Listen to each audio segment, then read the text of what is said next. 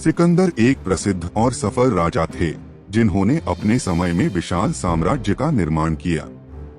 उनका जन्म साल 331 मैसेडोनिया में हुआ था, जो आज के ग्रीस का हिस्सा है।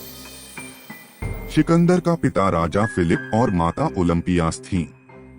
सिकंदर ने बचपन से ही महान योद्धा बनने का सपना देखा था। सिकंदर ने अपने पिता से राजनीति और युद्ध कला सीखी, लेकिन उनकी शिक्षा का एक महत्वपूर्ण हिस्सा उनके गुरु अरस्तु की वजह से था, जो एक प्रसिद्ध यूनानी फिलोसोफर थे।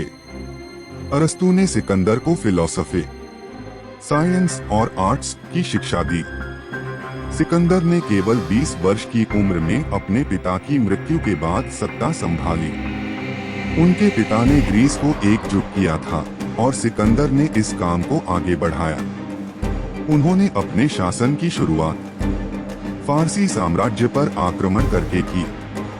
साल 309 में उन्होंने एशिया माइनर यानी तुर्की पर विजय प्राप्त की और फारसी सम्राट डेरियस को हराया।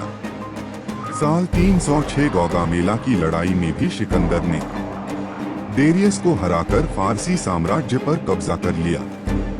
इसके बाद सिकंदर ने मिस्र यानी इजिप्ट में भी विजय प्राप्त की और वहां अलेक्जेंड्रिया शहर की स्थापना की। मिस्र में उन्हें एक देवता के रूप में पूजा गया और उन्होंने खुद को ज़्यूस का पुत्र सन ऑफ ज़ूस कहलवाया। सिकंदर का अगला लक्ष्य भारत था। साल 301 में सिकंदर ने अपनी सेना के साथ सिंधु नदी पार की और पोरस नाम के एक राजा को हाइडास्पेस की लड़ाई में हराया।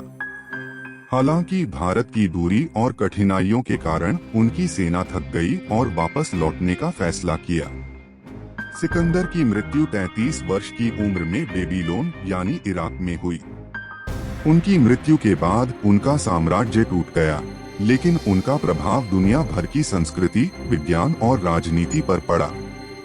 आज भी सिकंदर को दुनिया के सबसे महान सेनापतियों और राजाओं में से एक के रूप में याद किया जाता है। मेरे चैनल को लाइक करें, सब्सक्राइब करें, बेल आइकन दबाना ना भूलें।